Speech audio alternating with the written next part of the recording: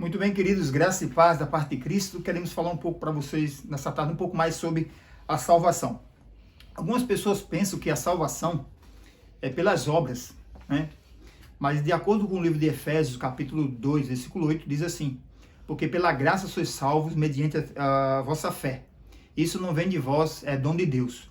Não vem das obras para que ninguém se glorie. Então vou repetir, Efésios, capítulo 2, versículo 8 e 9 diz assim: porque pela graça sois salvos mediante a vossa fé.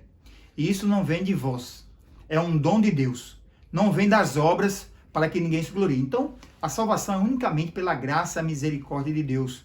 A graça de Deus é um presente imerecido que nós não merecemos, que foi demonstrado através de Jesus Cristo, quando ele morreu na cruz do Calvário.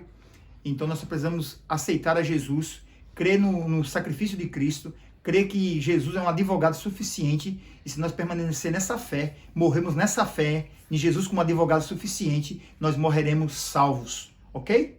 Ou se Jesus voltar, se nós estivermos nessa fé, nós estaremos salvos, estaremos preparados. Então a salvação é unicamente pela graça, pelos méritos de Jesus Cristo.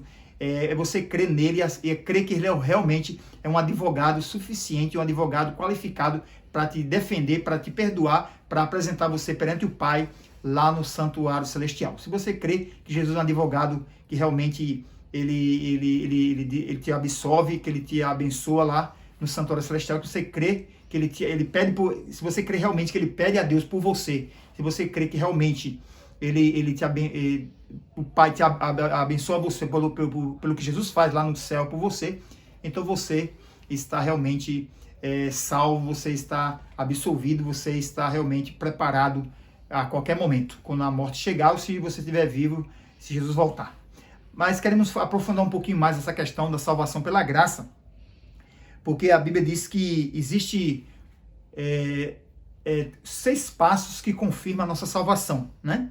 Nós já nascemos sob a condenação, mas quando a gente aceitamos a Cristo, saímos da condenação e passamos para o reino da graça de Deus, né? Então veja, então a Bíblia fala de 6 passos que confirmam a nossa salvação. O primeiro passo que nós devemos realmente dar para realmente estarmos debaixo da graça, estarmos realmente confirmando essa salvação de graça na nossa vida, é crer no Senhor Jesus, né? Paulo fala lá em Atos capítulo 16, versículo 31, Paulo falou para o carcereiro: crê no Senhor Jesus e será salvo tu e a tua família, né? Então o primeiro passo para nós podermos realmente sermos aceitos por Deus, para realmente a gente estar debaixo da graça, é crer no Senhor Jesus Cristo. E o segundo passo, para que realmente a gente possa confirmar essa salvação, a Bíblia diz lá em Atos capítulo 3, versículo 19, a Bíblia diz que devemos arrepender-nos e nos converter-nos. Ou seja, arrepender-nos é você realmente você sentir uma tristeza por ter magoado a Deus, né? Ou magoado o seu próximo. Você se arrepende, pede perdão a Deus, pede perdão ao seu próximo. Isso é arrependimento, é aquela tristeza que você sente por ter magoado alguém, ou magoado a Deus. Aí você fica triste, você pede perdão a Deus, pede perdão àquela pessoa que você realmente ofendeu, né? E também se converter, ou seja, converter é você sair do caminho errado e vir para o caminho de Deus, né? Isso aí se chama conversão. E o terceiro passo que confirma a nossa salvação é devemos confessar o pecado a Deus, né? Confessar para Deus aquilo nossos erros, né?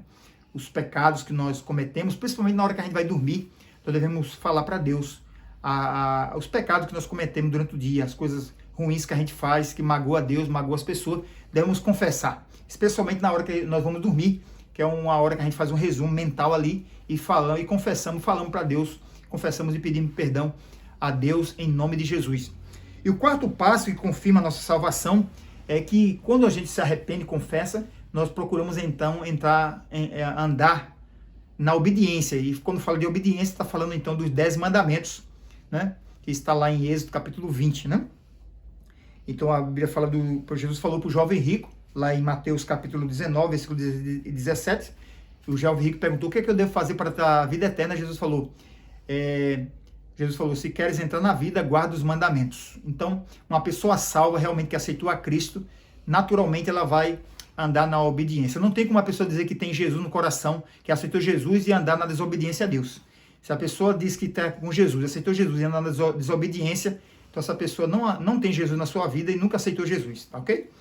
Muito bem. Então o quarto passo que confirma a nossa salvação é a obediência a Deus, os 10 mandamentos. E o quinto passo que confirma a nossa salvação é ser batizado. Eu não sei se você já foi batizado em alguma igreja, né? Então, Jesus falou que aquele que não nascer da água e do Espírito não pode entrar no reino dos céus. João capítulo 3, versículo 5, foi o que eu acabei de citar agora. Tá? E também Jesus fala em Marcos capítulo 16, versículo 16, diz: quem crê e for batizado será salvo. Então, o crer e o aceitar o batismo é uma decisão, é uma escolha que a pessoa faz, reconhecendo que é pecadora. Então, ela reconhece que é pecadora, então ela precisa passar pelo batismo, realmente mostrando que está arrependida dos seus pecados. Por isso que o batismo é muito importante para que nós possamos ser salvos. Jesus falou que quem não se batizar não vai entrar no reino dos céus. A não ser que não dê tempo, né? Se a pessoa tomar a decisão de se batizar e não dê tempo, ela morra, aí a pessoa morre salva, né? Porque ela tomou a decisão e não deu tempo para se batizar. Mas a pessoa em sã consciência, uma pessoa normal, uma pessoa humilde, que reconhece que é pecadora, ela precisa se batizar se ela realmente quer ir para o céu. Tá bom? Então Deus abençoe você. E o sexto passo que confirma a nossa salvação é a perseverança. Jesus fala lá em Mateus 24, 13, que aquele que perseverar até o fim será salvo. Você deve estar pensando assim: eu devo perseverar no quê?